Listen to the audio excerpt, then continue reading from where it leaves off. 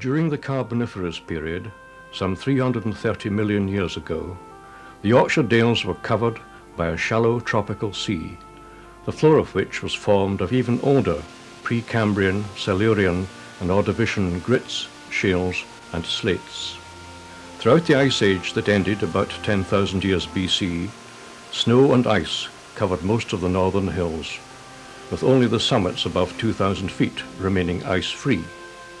Glacial action gouged out pre-existing valleys, transporting small rocks and gigantic boulders, sometimes hundreds of miles, and deposited vast quantities of stones, gravel and clay. Finally, after the Ice Age about 12,000 years ago, the last great ice sheet withdrew to reveal the familiar and bare bones of the present Yorkshire Dales. The climate became milder and damper.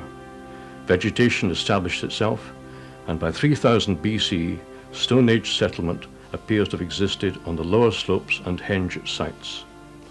By 2000 BC, small Middle Bronze Aged stone circles can be seen in Wensleydale and Appletreewick. In 100 BC, favouring the well-drained limestone soils of the Craven uplands, the Celts reached the Dales area and established an Iron Age culture. The Roman occupation of Britain left few marks in the Dales.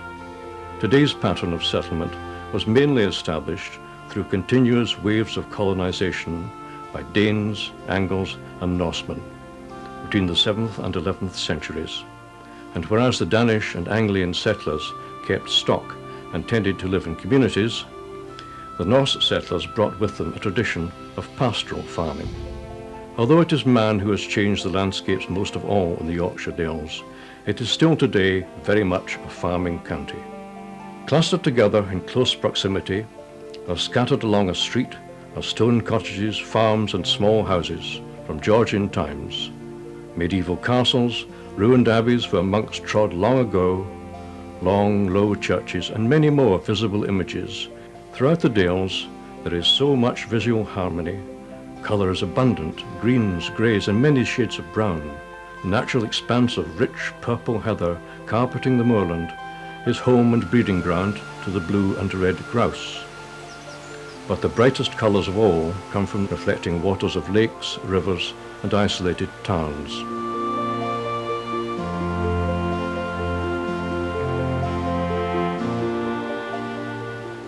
So, join me on my travels along these panoramic dales, and through this video I will show to you more wondrous and spectacular scenery than any other county in England, and which over the centuries has provided so much pleasure for so many people.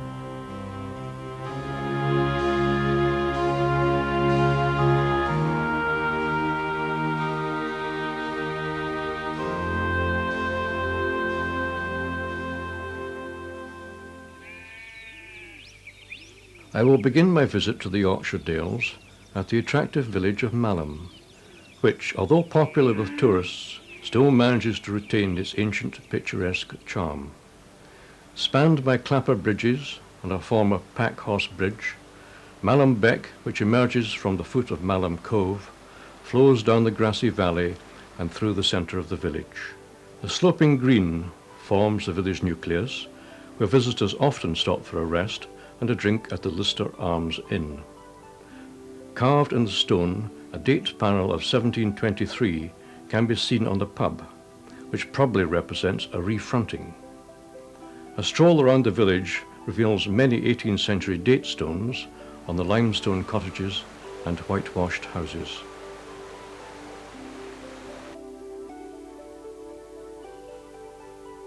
There is a good choice of cafes, pubs, outdoor shops, galleries and accommodation, including a youth hostel named after John Dower.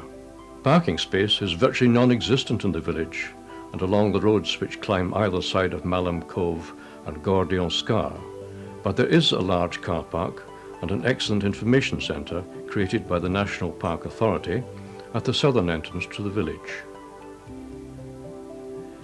The attractions of the village match the beauty of its surroundings, as a walk along any of the footpaths will reveal. Surrounded by moorland high and wild, the curved limestone crag of Malham Cove, nearly 1,000 feet wide, lies on the Mid-Craven Fault. It was formed millions of years ago by a massive upheaval in the Earth's crust. This caused the rock to fracture, slip, and drop downwards to reveal the 300-foot-high cliff face. At one time, water plunged over the vertical cliff, creating a massive fall, higher than Niagara. Records of waterfalls over the cove in the 19th century and of them being frozen in the 18th century exist. The stream which emerges from the hole at the base of the cliff comes from a sink on the moors near Smelt Mill Chimney.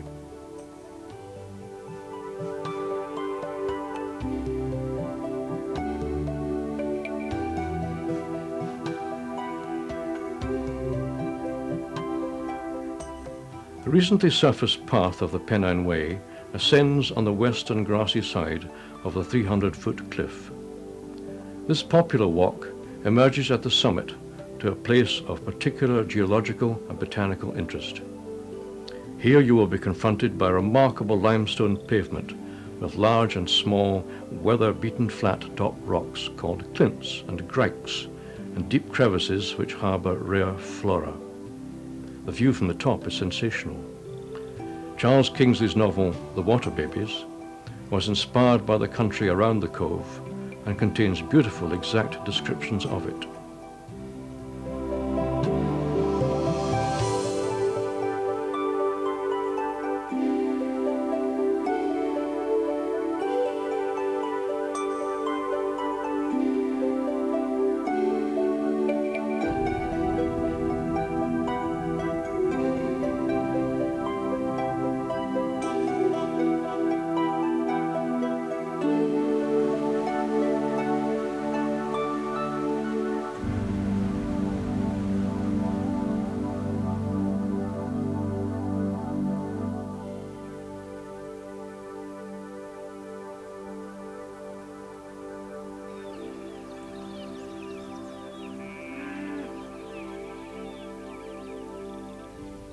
Although quite difficult for cars, it is possible to drive along a narrow lane to within a quarter of a mile of this winding gorge, Gordale Scar, with its splendid series of tumbling waterfalls.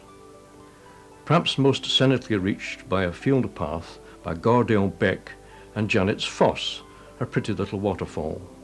Gordale Scar is a deep, narrowing gorge, carved by Ice Age melter water, between precipitous limestone cliffs. Its ominous overhanging crags and torrential waterfalls never cease to frighten and fascinate, both at the same time. The shock encountered as one turns in from the greenest and most picturesque valleys. It was originally thought that the gorge was once a gigantic underground cave, the roof of which has collapsed.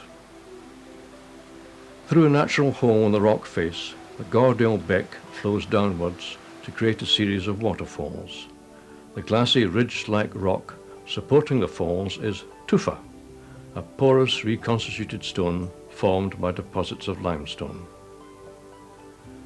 Thomas Gray, the poet, visited the gorge in 1769, and in a letter to Dr. Wharton wrote, "From its very base it begins to slope forwards over you in one black and solid mass without any crevice in the surface, and overshadows half the area with its dreadful canopy.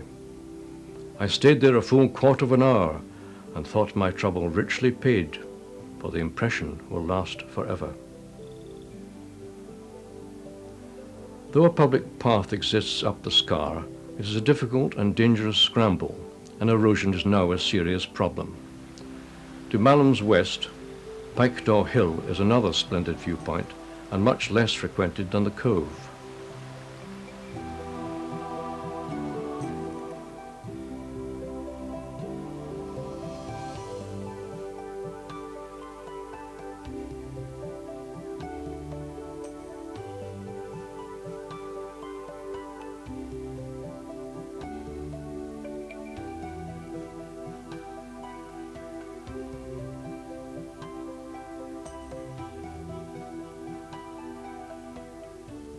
Two miles north of Malham, and situated high in the moors, 1,229 feet above sea level, is Malham Tarn. Roughly half a square mile and 14 feet deep, this natural lake was formed when the valley was blocked by a glacial moraine. Being the highest lime-rich lake of its size in England, the Tarn is of particular scientific importance. Tarn House, the lake, and 2,000 acres between Ribblesdale and Wharfdale now belong to the National Trust. The house is used by the Field Studies Council, who throughout the year run a series of short residential courses, mainly for senior pupils and undergraduates. Enjoying a picturesque setting in the shelter of great limestone hills and crags, Settle developed and prospered between the livestock farming of the uplands and the mixed and arable farming of the lower parts of its valley, in this case the Ribble. Settle's market charter goes back to 1249, granted to it to serve Ribblesdale and Craven. Market day is on Tuesday. Overlooking the market square is the unusual two-storey Shambles. This unique row of double-decker shops and houses date from the 18th century. Also in the square, built in 1832, is Elizabethan-style town hall and Ye Olde Naked Man Cafe. In the shape of a coffin, a plaque set in the wall of the cafe depicts a man holding what appears to be a carpenter's plane in front of him. He is known as the Naked Man, but is actually wearing knee breeches and a buttoned tunic.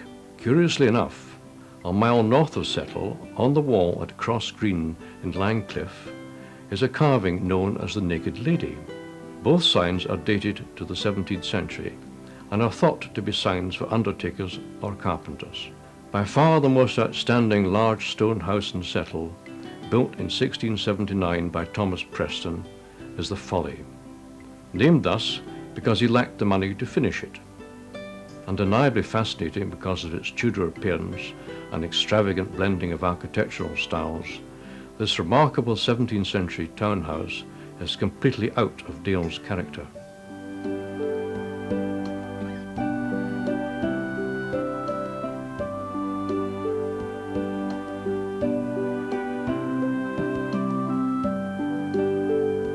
In Chapel Street, the Museum of North Craven Life has a range of exhibitions illustrating aspects of local archaeology and history, including some of the major finds from Victoria Cave, which is only a short walk by footpath from the town centre.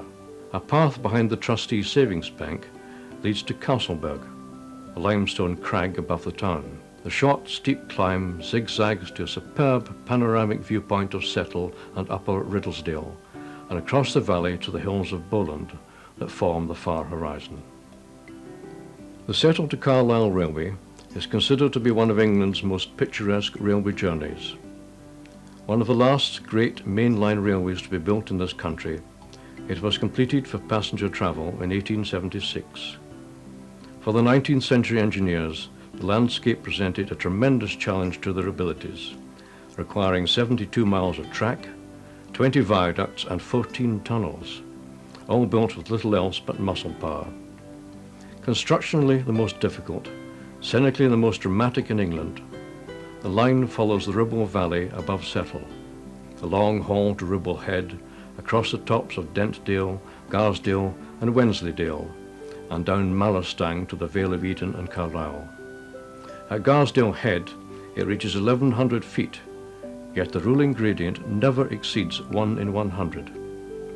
A Herculean example of Victorian civil engineering, busy with freight and passenger trains for over a century, today's travellers can still enjoy an inspiring journey through some of England's most magnificent countryside.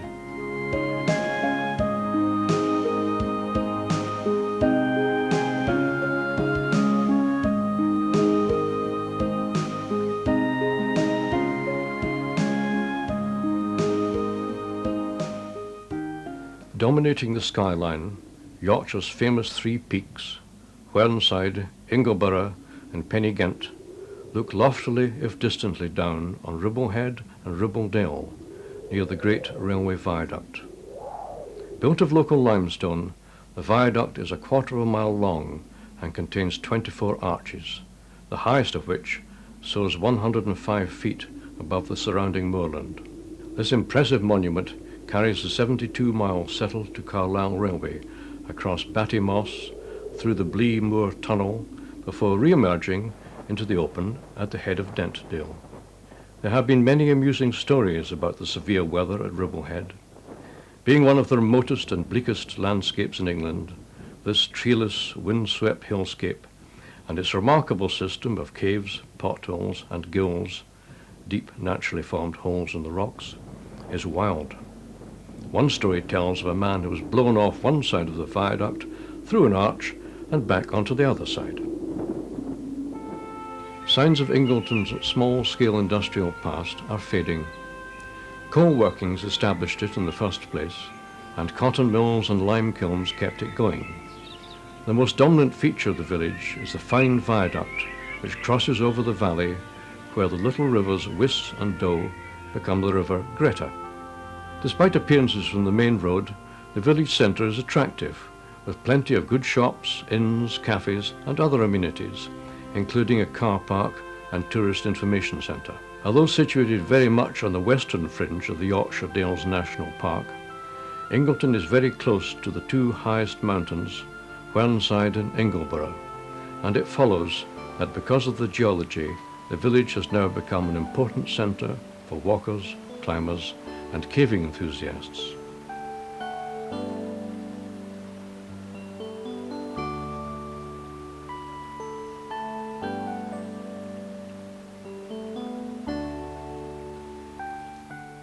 Located on the edge of the village of Ingleton and well signposted from the main roads, the Waterfalls Walk has provided an interesting day out since 1885.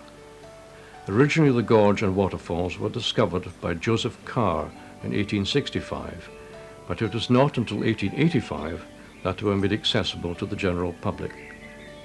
At that time, a group of local residents, recognizing tourist potential, formed the Ingleton Improvement Company, and over the next 30 years opened up a series of carefully built walkways, steps and bridges through the twin gorges of the rivers Wiss and Doe. The walk up the gill over the hills and back down the other gill to Ingleton is a distance of 4.5 wonderful miles. Many of the waterfalls can only be reached on foot, so do take care at all times, as the paths can be slippery, particularly in wet weather.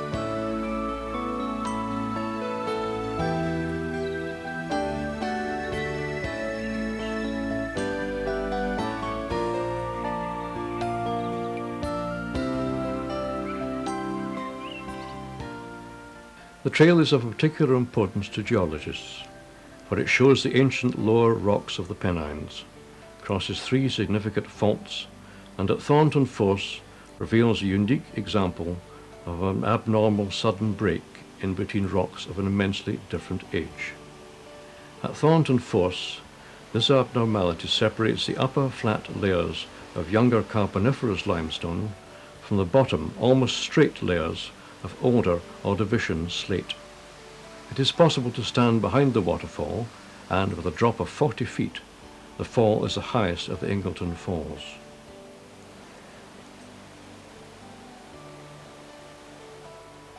From this point onwards, a short climb up, and the valley unfolds into open countryside. Cross the small bridge and continue on your way, for this is as far as I'm taking you. It is up to you to discover the rest of this fascinating renowned trail. A leaflet listing all the names of the falls can be obtained from the shop by the car park before you start.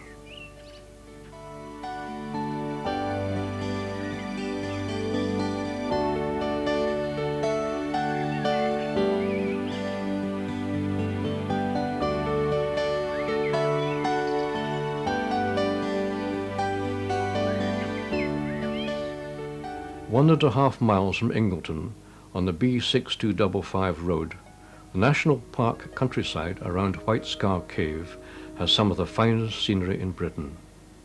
Here, deep beneath Ingleborough Hill, lies a hidden world which has been sculpted by nature over thousands of years. A guide will take you on a tour, beginning near the original entrance, discovered by Christopher Long, a student who found the cave in 1923. The highlight of the tour is the 200,000-year-old battlefield cavern.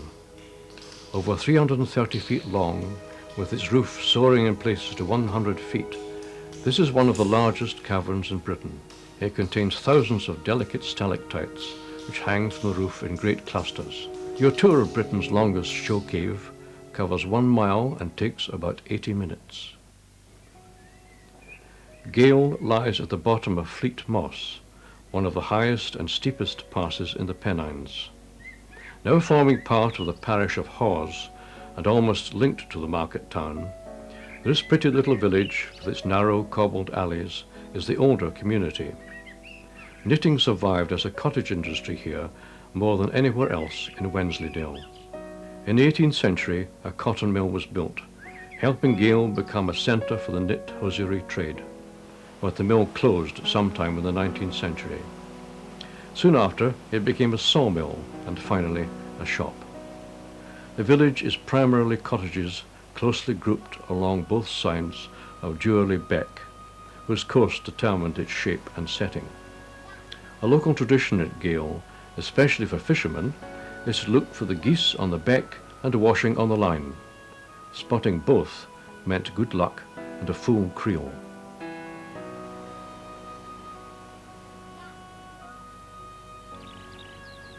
Situated in Upper Wensleydale on the River Eure, Hawes, at 850 feet above sea level, is one of the uppermost market towns in England. Originally part of a Norman hunting forest, it was not until 1307 that any mention of a settlement was recorded. As time progressed, it gradually expanded, particularly as a result of the pack horse trade. Development again increased when the Lancaster-Richmond Turnpike was completed, and in the 1870s it also enjoyed a boom when the railway line came up the Dale and was linked to the Settle and Carlisle line at Hawes Junction. The line was closed in the 1960s, and the station buildings now house the Dales Countryside Museum and the National Park Information Centre. The museum is excellent. Formed over many years by Joan Ingleby and Mary Hartley, this remarkable collection of bygones and farming implements presents a colourful and imaginative display of how Dales people, past and present, made a living from the land.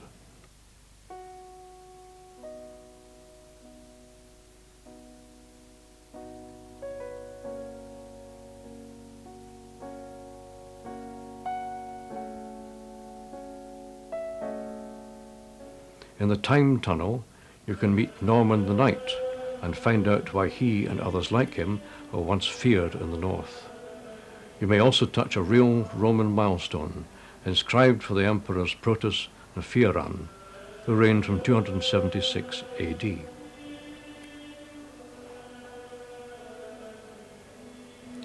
Outside the museum, the station platform has a short length of track and rolling stock, which have been converted for display and outdoor exhibits. The museum is open daily, Easter to October, with limited opening in winter. Near the entrance to Station Yard, at the Hawes Rope Works, visitors are able to see rope making in progress, various rope products and other craft goods, which are available to buy. Today, Hawes is now the commercial and market centre, where thousands of sheep and cattle are auctioned each year. Local produce is sold at the Tuesday market, and Leyburn Road is where the farmers sell their livestock. Land Rovers, tractors, farmers and their dogs are constantly on the move in this busy industrial area. Although many of the buildings in Hawes date from late Victorian times, scattered in the marketplace and near the old bridge, houses of the 17th and 18th century can be found. Made locally at the Wensleydale Creamery is the famous Wensleydale cheese.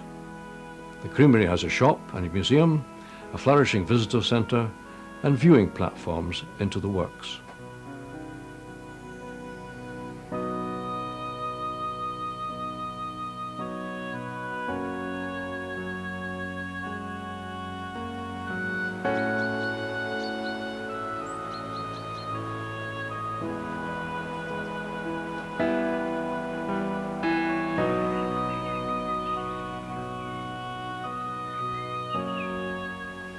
Reputed to be the highest single-drop waterfall above ground in Britain, Thornton Force lies at the head of a limestone crag north of the village of Hardraw in Upper Wensleydale.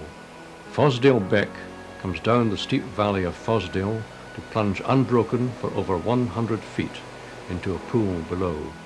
A spectacular sight, especially after heavy rain. With care, it is possible to walk behind the waterfall in the shelter of the rocky overhang and gaze through the thundering curtain of water.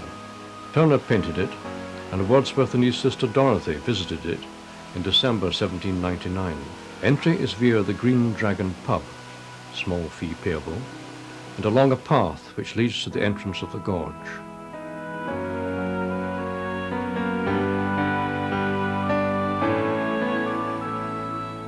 Close to, on either side of the 1,726-foot high mountain pass, spectacular views greet the motorist taking the road from Hawes to Thwaite via the renowned Buttertubs Pass.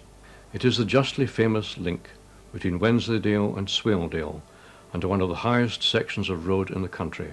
It gets its name from an unusual group of deep, fern-lined limestone shafts, which might be said to look like butter tubs or churns. They were supposedly called butter tubs because the farmers from Mooker lowered their unsold butter in baskets deep inside the chasms to keep it cool, retrieving it the following week on the way back to market.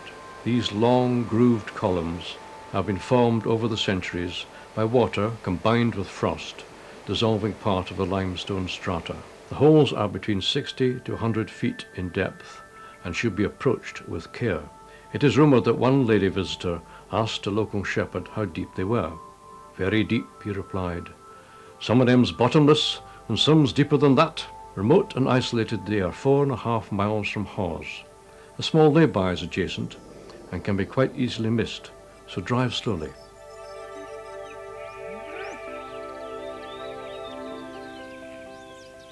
The road up Swaledale takes a northward turn here, and at the bottom of Kisden Hill, clustered cottages by Thwaite Beck typify the familiar rugged charm of a remote Dales village. The village down the fell side was nearly completely washed away in a great flood at the end of the 19th century. The Kearton brothers, Cherry and Richard, who became famous as the first pioneers of natural wildlife photography, were born here, and a delightful stone lintel over their cottage is carved with birds and animals to commemorate their birthplace. A couple of farms, holiday cottages, and the well-known Kearton guest house, where you can get a good old-fashioned Yorkshire high tea, make up this friendly community.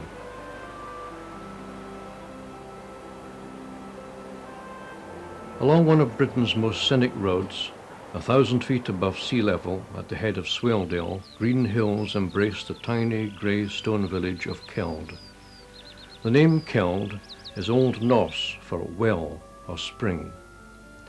Situated above the river, cottages group close around a small square, where in one corner the road ends, leaving space for only a few cars to park. A school, 2 chapels, and a desolate-looking youth hostel are the largest buildings in this isolated place. The village is a magnificent centre for walks, either down to the nearby waterfalls or over into any of the dales. Crossed by a footbridge transporting the Pennine Way, the riverside scenery is superb. Here the River Swale sweeps into a wooded limestone gorge at the bottom of Kisden Hill, forming an unusual geological feature. The original valley of the River Swale to the south was obstructed by glacial ice, compelling the river to force its way around the northern side, creating an isolated hill. This destructive process of the river carving its way into the softer limestone has created a series of waterfalls, of which Thornton Force is the most famous.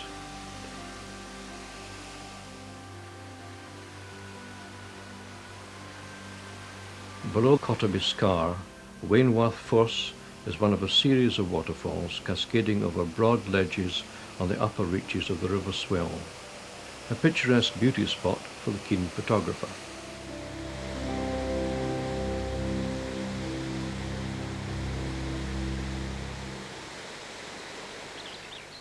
Above Keld, a lonely road heads westward into the wind-swept and isolated landscape of Upper Swaledale. A mile along it, the road diverts north, crosses Park Bridge, then climbs a hill to West Stonesdale and the remote Tan Hill Inn. At 1,732 feet, the highest inn in England. It lies exactly on the northern boundary of the national park and provides a welcome stopping place for walkers on the Pennine Way.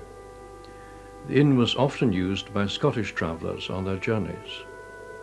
All around is the harsh grandeur of high Pennine fells, splendid solitude, and a landscape of wide horizons.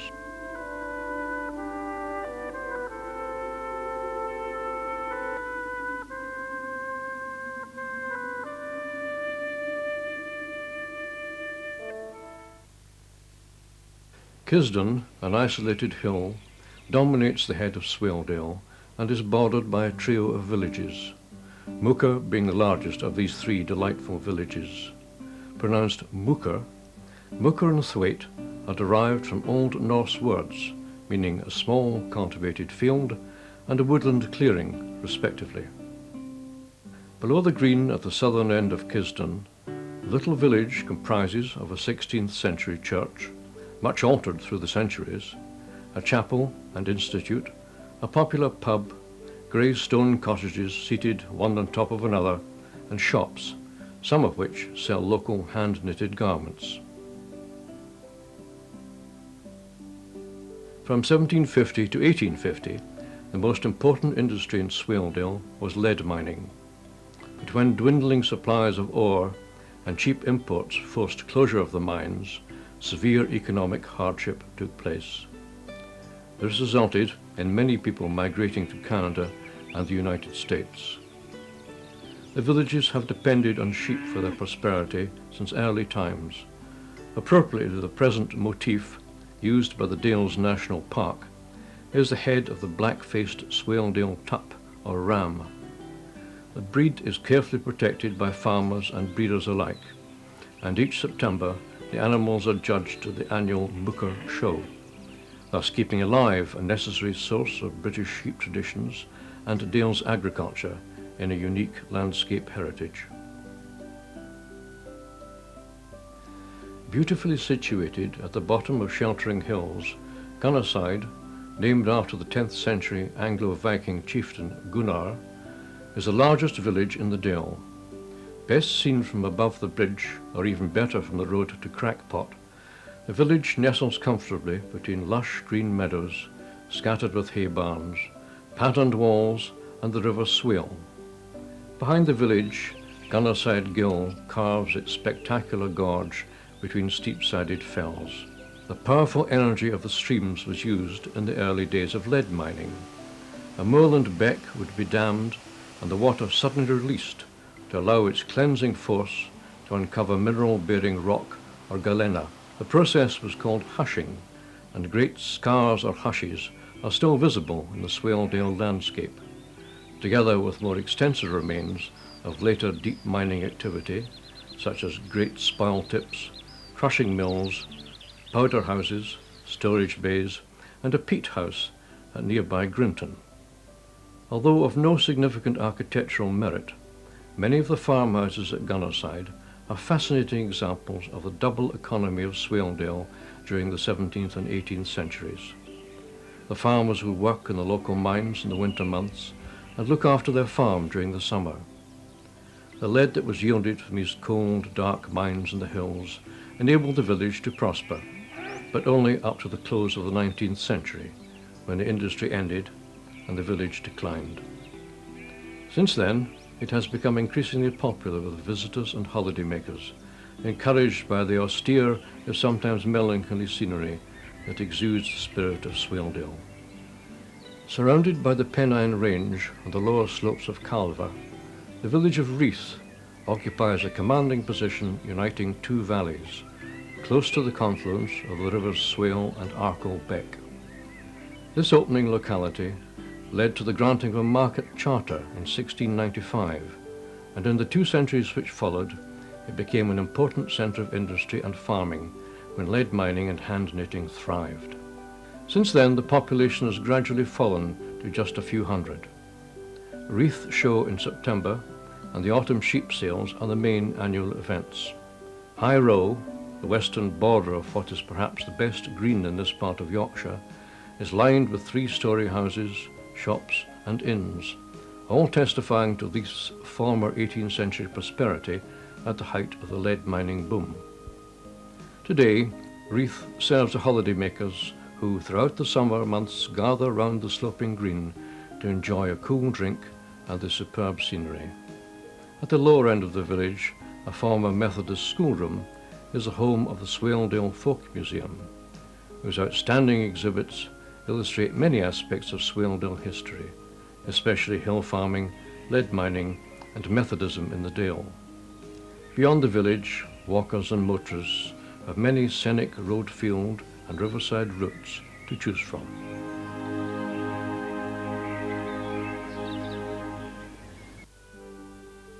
A few miles west of Leyburn, on the southeastern side of Bolton Moor, Bolton Castle, menacing and powerful, occupies a strategic position, dominating not only the village but much of Wensleydale as well.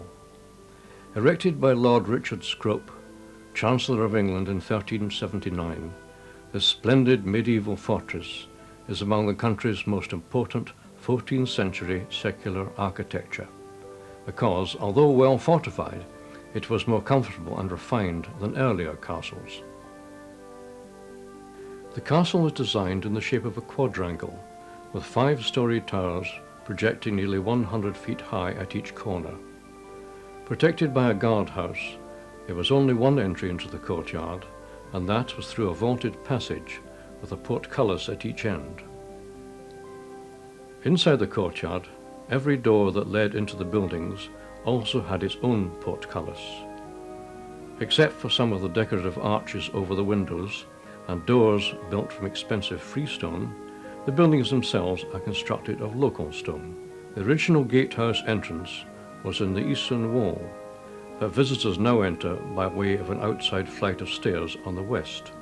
Before her eventual execution, the unhappy Mary Queen of Scots, between July 1568 and January 1569, was imprisoned here at Bolton Castle. She was assisted to escape, but during her flight over the moors to Leyburn, she lost her shawl, which unfortunately led to her recapture. The hilly ridge is still known as the Shawl. During the Civil War, the castle was besieged for more than a year by Cromwell's troops, eventually surrendering in 1645. 2 years later, it was partially dismantled, and in 1761 the northeast tower fell during a tremendous storm. The village of Castle Bolton consists of unpretentious stone cottages bordering a green along a single street, and is thought to have been laid out at the end of the 14th century, when the castle was constructed. Dating from the same period, and completely dwarfed by the soaring walls of the castle opposite, the Church of St. Oswald's, during each summer, displays an interpretative exhibition of some part of Wensleydale's history or wildlife. Today, the castle is now open to the public, and along with various displays, it creates an impression of everyday life at Bolton 5 centuries ago.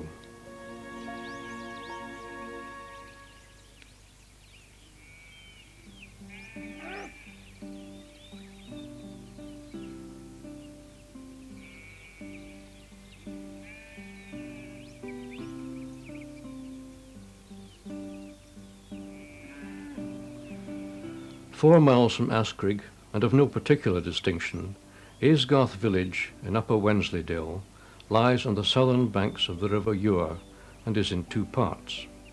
It derives its name from Aik Scard, meaning an open space marked by oaks.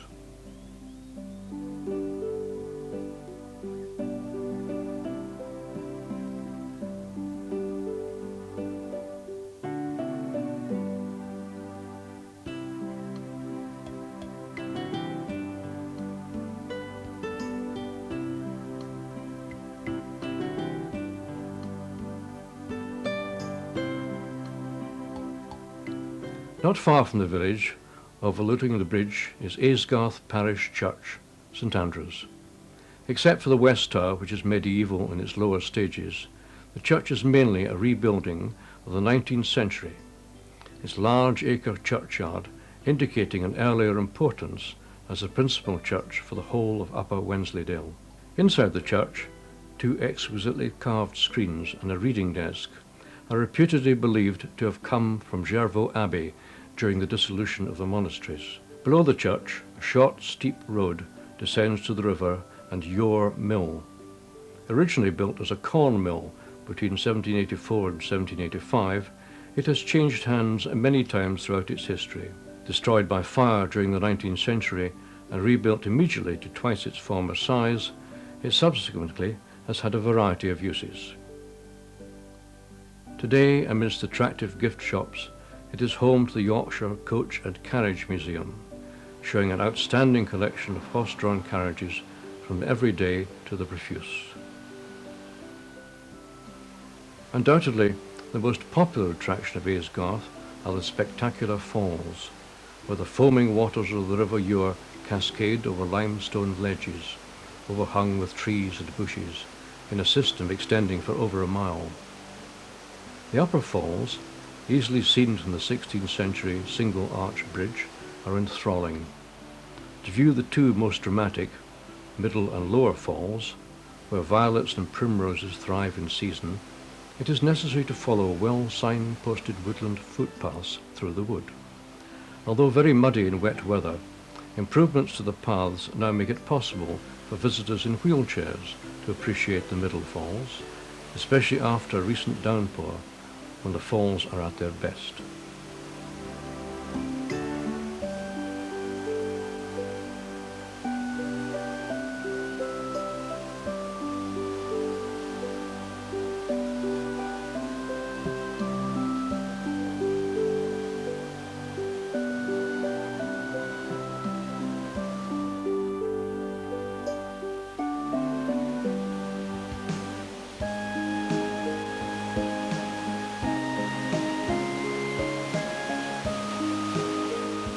Parking is virtually non-existent along the road, so I recommend you park your vehicle on the Pay and Display car park at the National Park Information Centre. The Visitor Centre offers maps, guides, walks and local information explaining the natural history of the area. Situated just off the main Bishopdale Road at the foot of Walden, this ancient village of West Burton encapsulates what are all the essential qualities of a village in the Dales. Formerly miners' and quarrymen's properties, the simple grey brownstone cottages and houses surround a wide sloping rectangular green, whose focal point is a pyramidal market cross. This distinctive stepped obelisk was erected in 1820 and recalls a time when a large weekly market or fair was held on the green.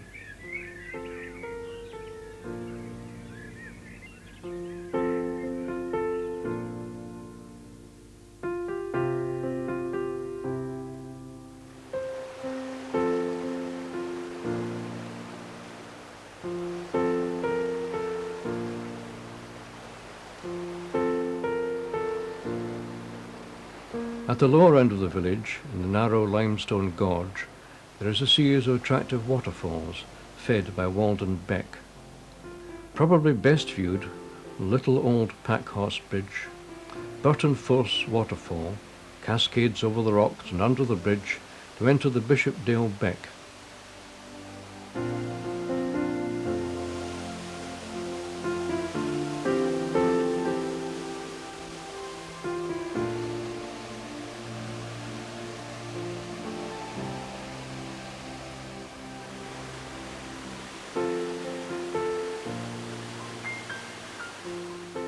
From West Burton, 2 roads lead southwards.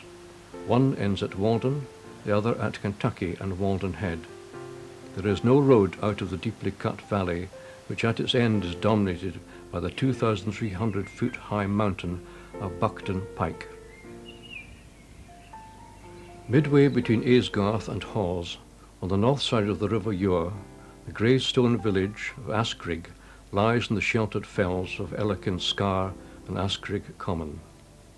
Granted its charter in 1587, Askrigg, became the main market town of the Upper Valley, but declined when the Richmond-Lancaster Turnpike Road, authorised in 1751, was rerouted through Hawes.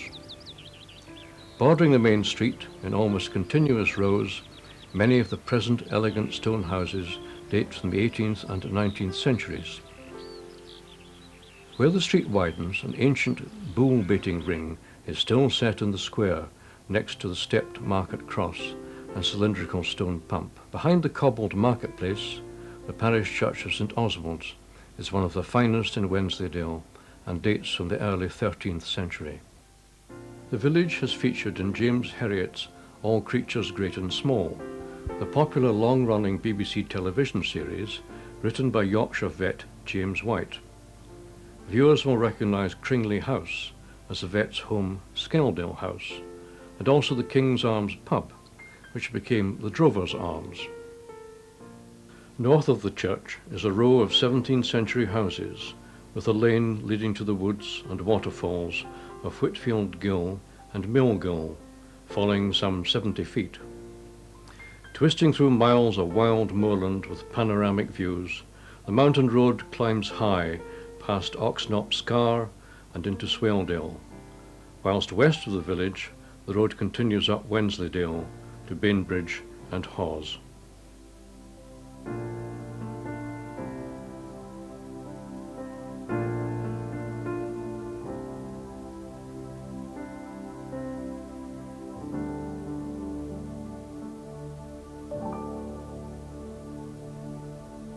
To the east of the village of Bainbridge, at the end of the 1st century AD, the Romans built a road from Ilkley and established a wooden fort of Virocidium on Brough Hill, occupying the site almost continuously for over 300 years.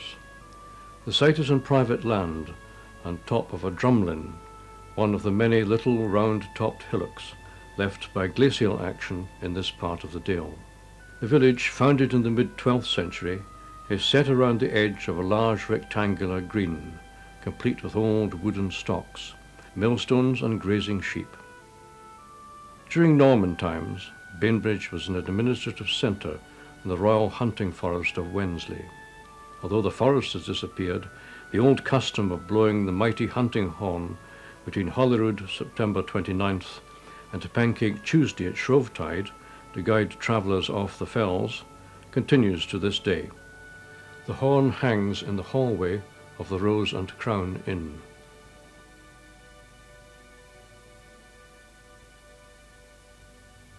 Low Mill, on the east side of the green, together with its fine water wheel, has recently been restored and is occasionally open to visitors.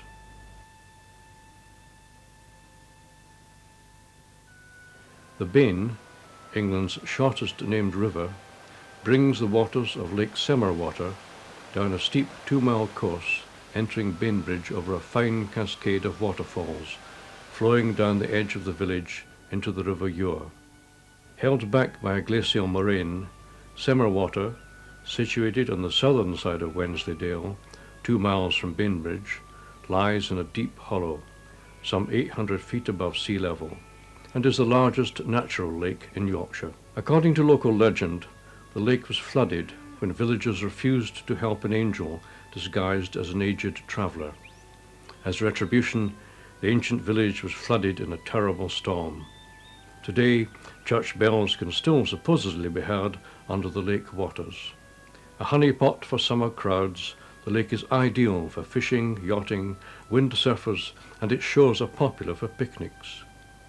Above Semerwater's eastern side, the road ends at Stalling Busk, a community of farms and cottages dotted along the hillside, with an unusual ruined church in the fields below, and a Roman road climbing the Stake Pass above to Buckton in Wharfdale.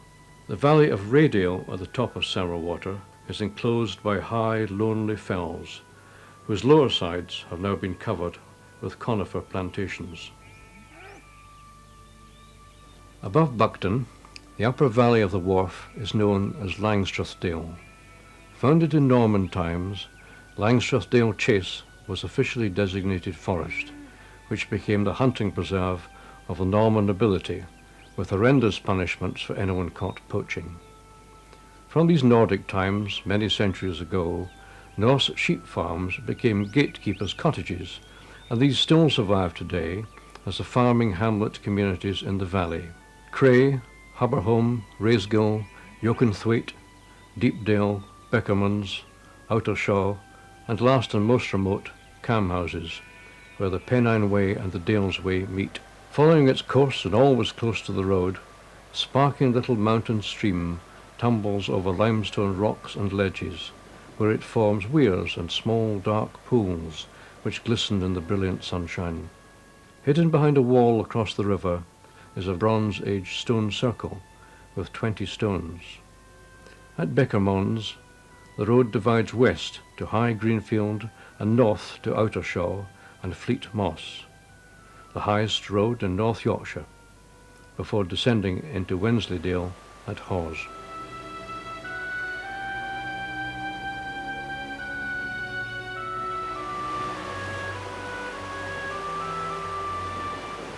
Nestling at the foot of Buckton Pike, 2,302 feet, and perhaps the most impressive peak in Upper Wharfdale, Buckton, as its name indicates, was once a deer hunting lodge at the edge of the forest of Langstrathdale. The dale forks here, the main road going up to Bishopdale via Kidston Pass, past the hamlet and waterfalls of Cray, and over into Bishopdale. The National Park car park and Dales bus terminus provide a good starting point for a choice of walks. A popular footpath follows the Roman road through Rakes Wood to Cray. Other tracks lead up the ravine by Buckton Beck or over the hills to Littondale. Much of the valley and surrounding hills now belong to the National Trust.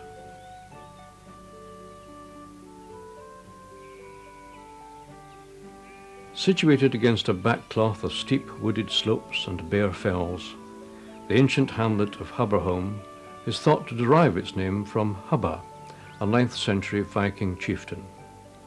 The small 12th century grey stone parish church, dedicated to St. Michael and All Angels, was originally a forest chapel, and in 1241 it was given to the monks of Malham Abbey. A window in the south aisle depicts a visual story of the parish, but not about the time when the river flooded into the church, and as its level receded, fish were seen swimming in the nave. Perhaps they were doing some soul searching. Dated 1558, a rare, exquisite rood loft and screen, carved in oak and painted red, black and gold, survives inside the church.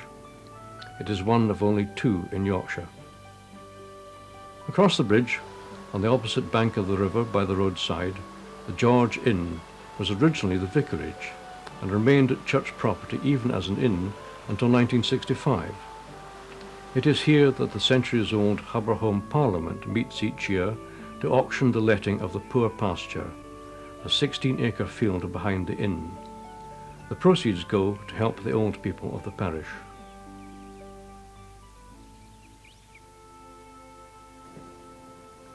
Being a well-known and popular village of Upper Wharfdale, a visit to Starbotton offers an attractive temporary detour for those with time to spare. It was during the latter part of the 17th century that Starbotton was devastated by floods, following which almost total rebuilding of the village was necessary.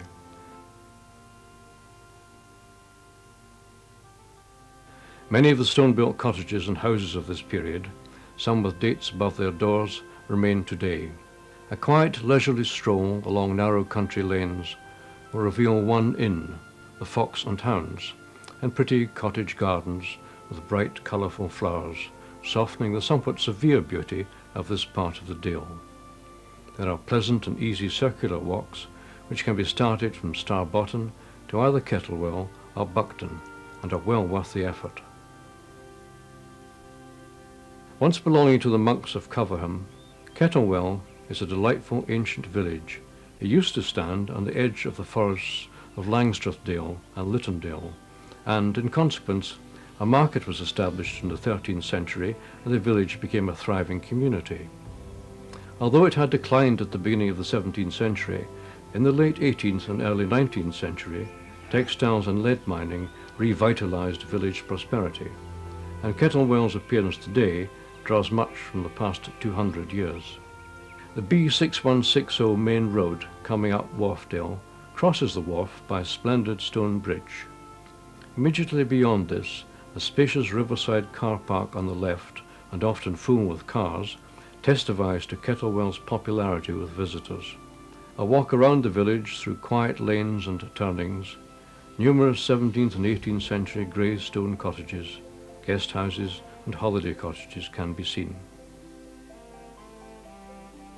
Kettlewell has long been a watering hole for travellers. Legend holds that the clerk and the sexton used on Sundays to drive the faithful with long white sticks from the pubs to the service, always refreshing themselves with a pot or two of yal on the way. Blessed are they that thirst before righteousness. I think the Bluebell, King's Head, and the racehorses will agree with this.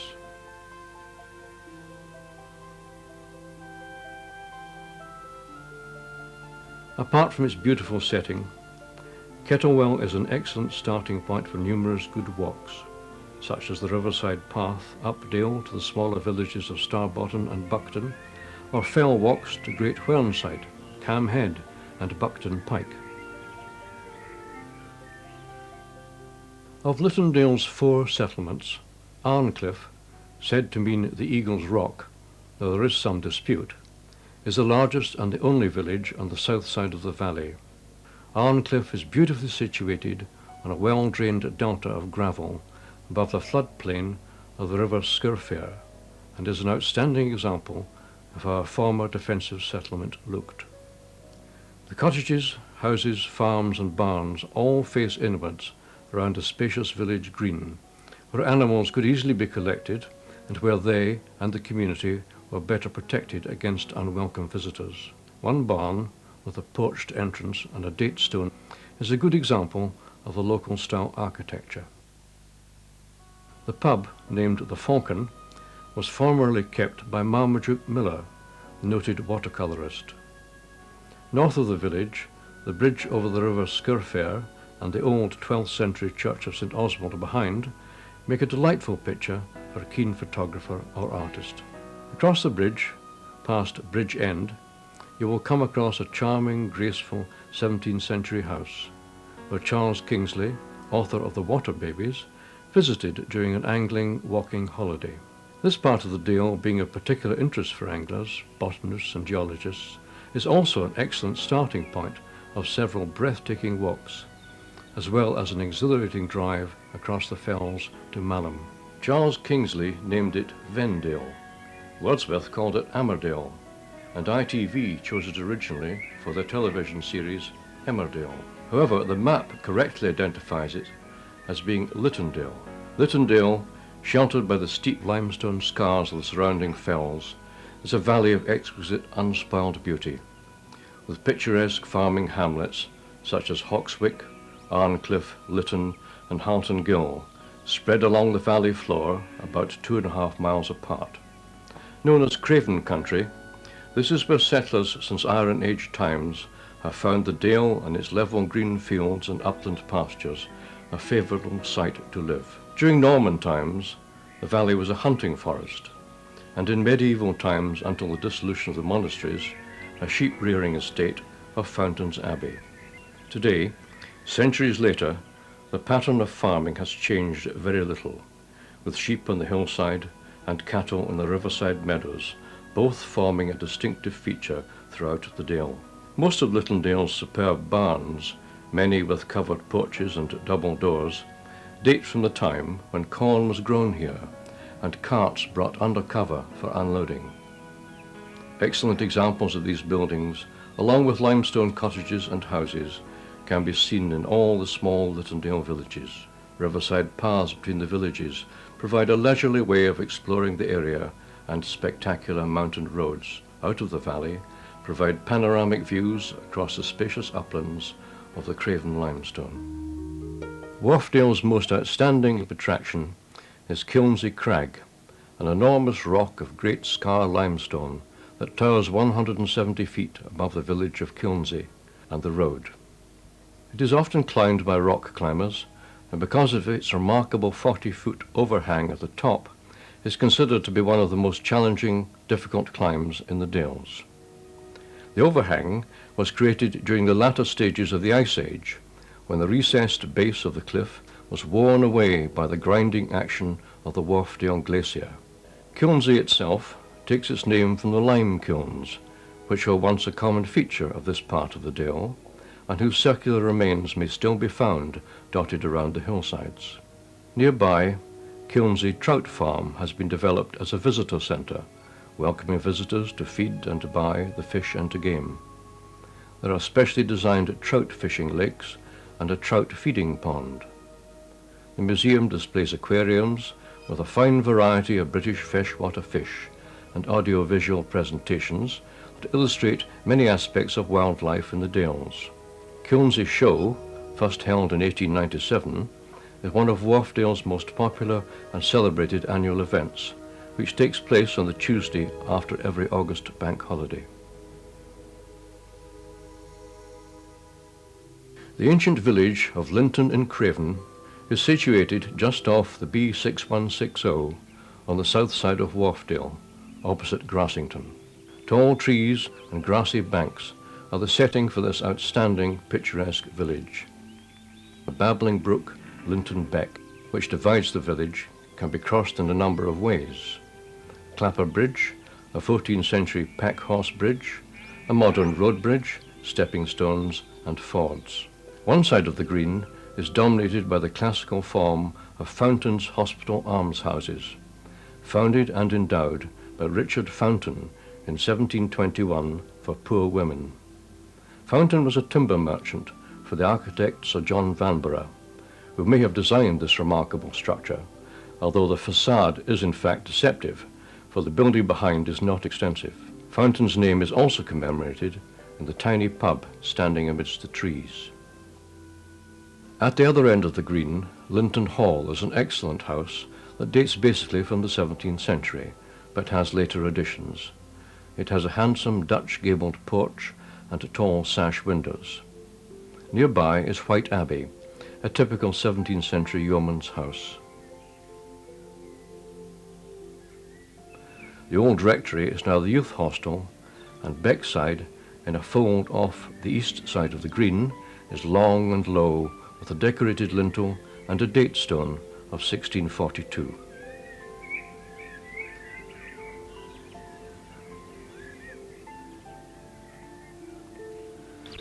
Almost 1 mile from the village, in an isolated position by the River Wharfe, Linton Church serves the communities of Grassington, Hebden, Linton and Threshfield, and each village has a footpath leading to it. Dating from the late 12th century, rebuilt and extended during the 15th, the long, low church with its squat bell turret instead of a tower shows Norman features. Until 1866, Linton had 2 vicars, the reason being the presence of 2 lords of the manor, each with the right to appoint a clergyman. The stepping stones nearby can be used to cross the river when the water level is low. Situated by the side of the road, the row of terraced mill cottages were built in the 1850s for workers employed in the nearby Linton Mill, now demolished and replaced by development of small stone cottages. Linton Falls, where the beck reaches the River Wharfe, tumble over a drop in the river bed created by the North Craven Fault and are an impressive sight.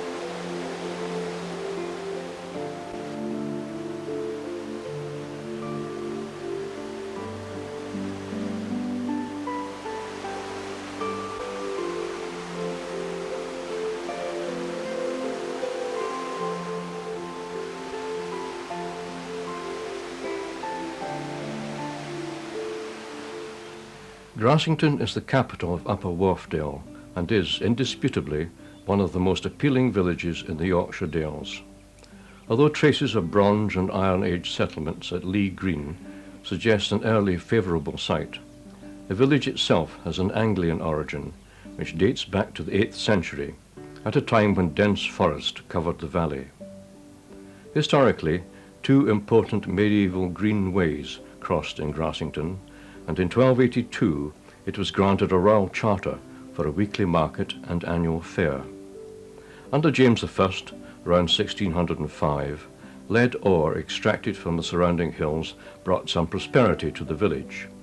But it was during the late 18th and early 19th centuries, following new developments by the Dukes of Devonshire in lead mining and the building of the turnpike roads, that Grassington's heyday really came. The village prospered on mining and textiles until the late 19th century. A detailed account of the town's local history is featured in the Upper Wharfdale Folk Museum, which is housed in two former miners' cottages in the market square. Today, Grassington is the main residential and tourist centre in Upper Wharfdale, superbly situated with fine shops, delightful inns and pleasing houses.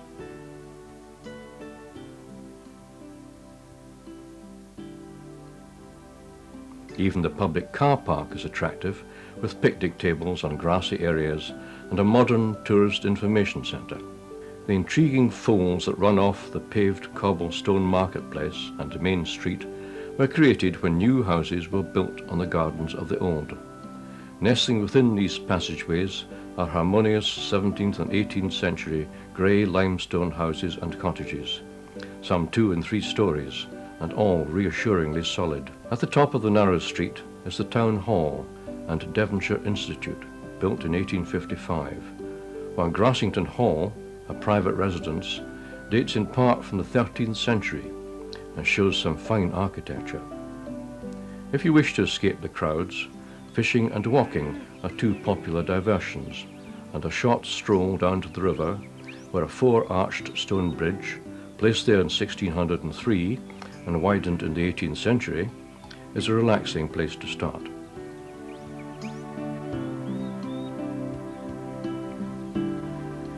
The impressive Stump Cross Caverns, named after the remains of a cross which marked the bounds of the Forest of Knaresborough, is easily reached along the Pateley Bridge Road from Hebden and is well worth a visit. 500,000 years ago, the Stump Cross area was a cold and barren wilderness over which many wild animals will have roamed. Around this time, the caves were forming their complex system, typical of water-worn limestone caverns, their intertwining passages carved and scalloped into spectacular shapes and sizes. Sealed off in the last ice age, the caves were not discovered until the mid-19th century, when lead miners, sinking a shaft near the stub, came accidentally upon the caves at a depth of 15 meters. Since then, exploration has produced a rich supply of animal remains, such as bear, bison, fox, and wolverine, dating back some 90,000 years, as well as a wealth of stalagmites and stalactites, up to 200,000 years old. The main cave, reached via well-lit steps and gravel paths, has been developed into a beautiful show cave. The caverns are open daily from mid-March to mid-November, but during the winter months, weather permitting, only the weekends and by appointment. On the east side of Wharfdale, between Burnsall and Bolton, Appletreewick, locally pronounced Aptrick, is a pretty one-street village of great antiquity.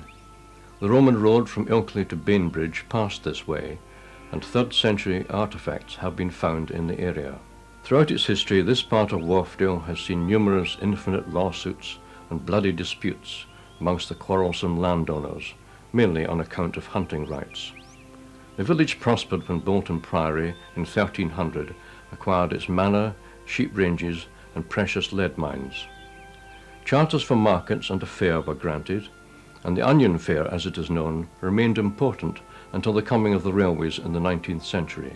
Attractive 17th century cottages, some maybe even earlier, line the steep main street between 3 long-established halls. High Hall at the top, Low Hall at the bottom, and the quaintly named Mock Beggar. This house has some very unusual features about it. The Tudor-style High Hall was restored by Sir William Craven, an esteemed local benefactor, who, at a young age, like Dick Whittington, packed his bags and left for London. He became Sheriff and Lord Mayor at the beginning of the 17th century. The Church of St. John's was converted from 2 cottages between 1897 and 98 as a chapel of ease to Burnsall. There are also 2 inns, each with outside tables, having wonderful picturesque views across the Dale. A stroll along the riverside footpath below Appletree Wick is among the best in Wharfdale, winding past swift-flowing currents with steep wooded banks. Coming up Wharfdale from Bolton, changes begin to appear in the landscape as the dark gritstone gives way to paler limestone.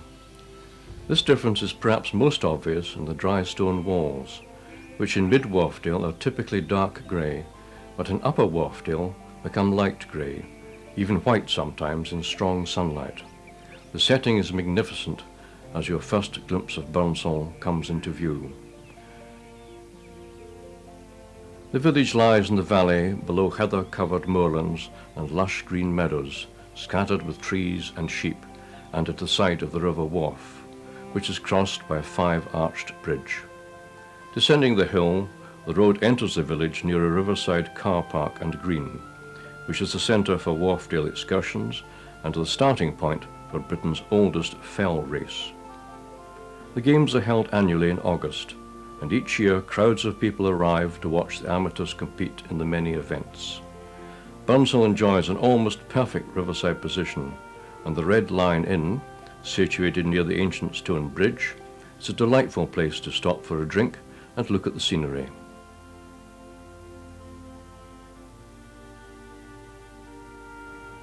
Many of the grey stone houses in the village, some with small mullioned windows, are of 17th and 18th century date, but Burnsall itself is much older.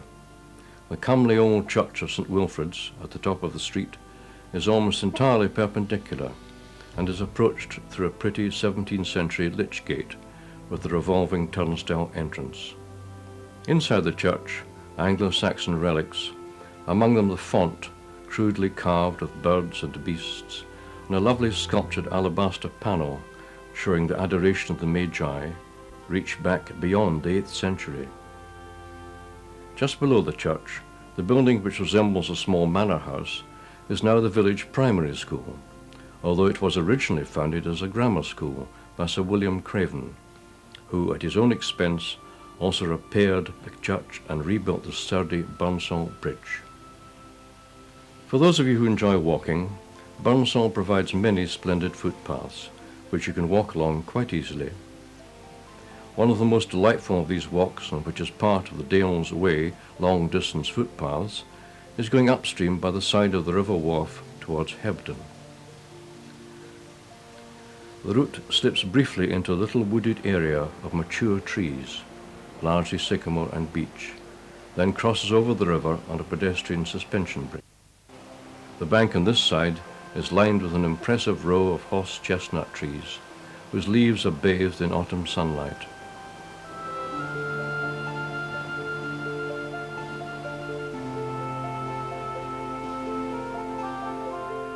Alongside the bridge are a row of stepping stones, which presumably had to suffice before the bridge was built, and which not too many people would now venture to cross.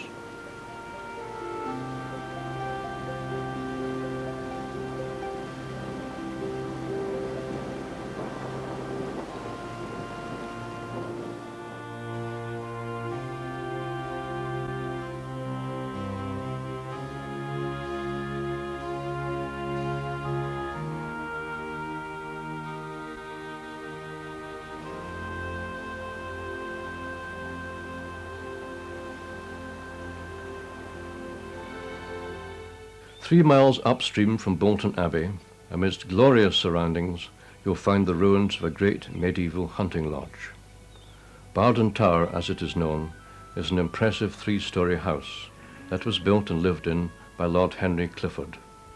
He was one of the famous Cliffords of Skipton Castle, who, after his father was slain during the Wars of the Roses, grew up in hiding. He was taught by the monks of Bolton Priory and remained a man widely respected for his wisdom and goodness, but who also in 1513 fought against the Scots at Flodden Field. Across the yard, Chapel House, possibly built in the 15th century as a chapel and priest's house, later adapted to farmhouse use, has now been turned into a small restaurant and guest house. A short way below here, where the wharf narrows, is a small humped Bardon Bridge and car park.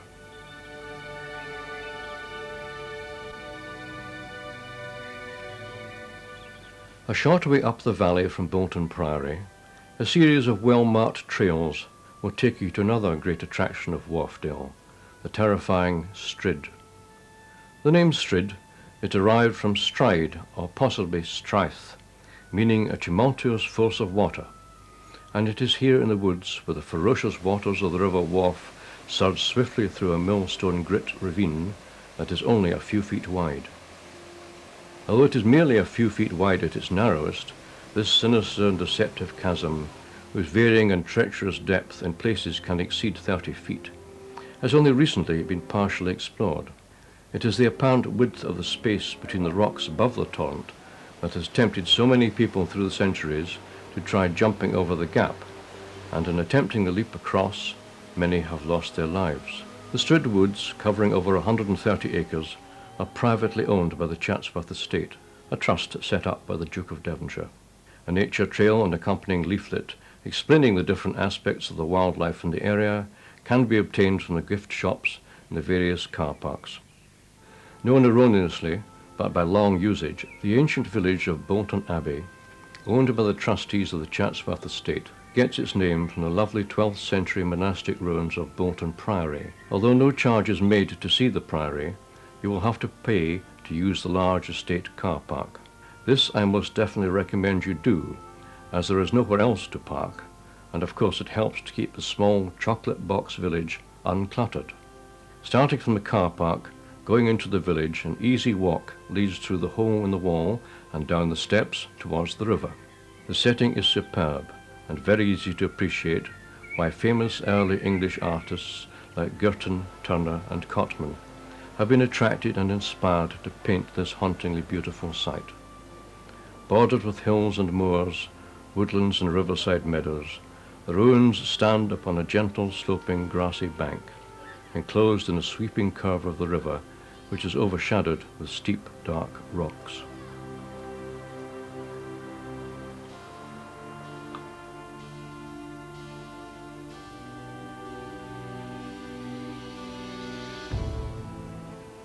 A wooden footbridge and over 50 stepping stones, the stepping stones should be avoided unless the river is very low, lead across to a point on the hillside where some of the best of all views of the priory can be seen.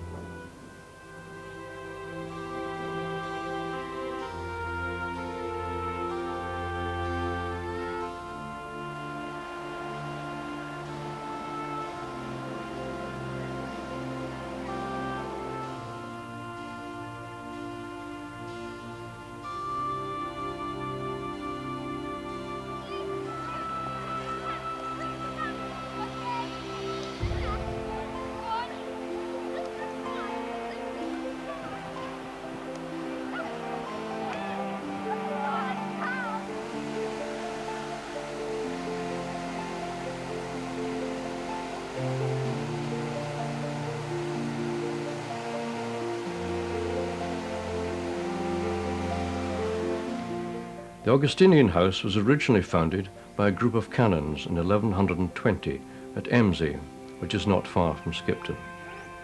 In around 1154, the canons moved from Emsey to Bolton and began building, in a lovely multicoloured sandstone, the priory. The work continued until at least the year 1220, and by that time the priory had largely been completed.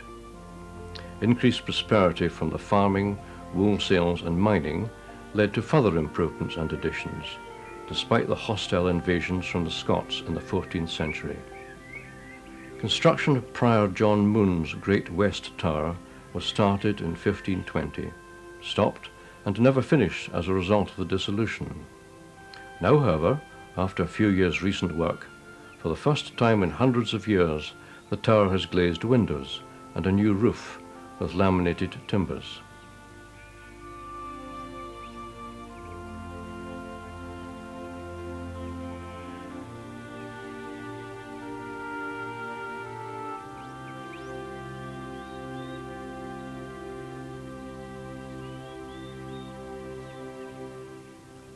The nave of the Priory Church, whose 13th century west front is a fine example of early English architecture, is now in use as the parish church, dedicated to St Mary and St Cuthbert.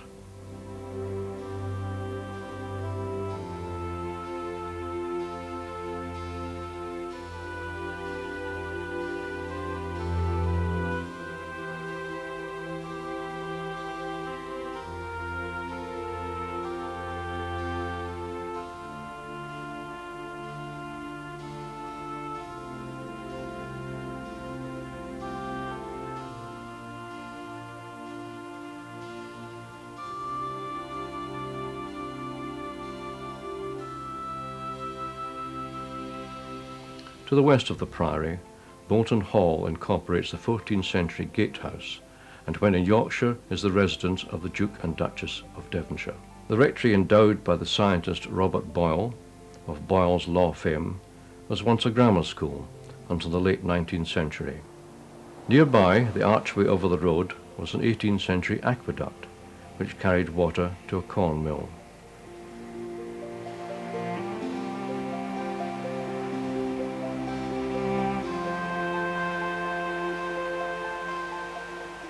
You can walk from the Priory through tranquil woods to the Cavendish Pavilion, where refreshments from the cafe and restaurant and riverside parking are available.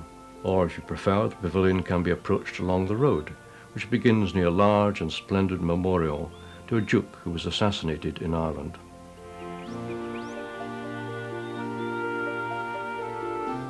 Miles of public paths are an encouragement to explore the parkland here at Bolton. And if you yourselves have never been, I have to say Bolton Priory is one of the most outstanding, captivating parks in Yorkshire, where families of all ages can go and have a wonderful, enjoyable day out.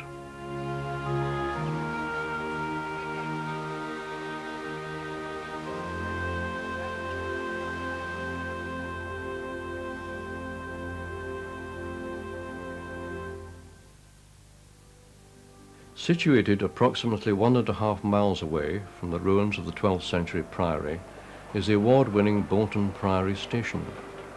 This is where visitors and train enthusiasts come to watch the vintage trains or travel on a train pulled by a steam locomotive to the historic Emsey Station. You can, if you wish, during your trip, stop off at Holywell Halt, a recreated country halt, where you will find Hartington Hollow picnic area and a children's trail.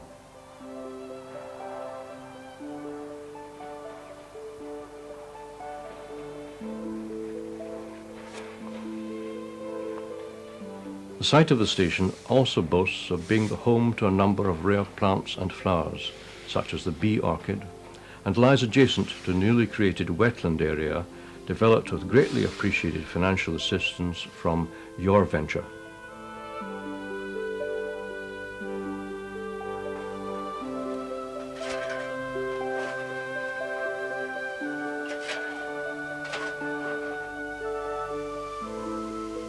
Bolton Abbey station itself is a reconstruction of the original station and has its own gift shop, cafe facilities for the disabled, and substantial parking for cars and coaches.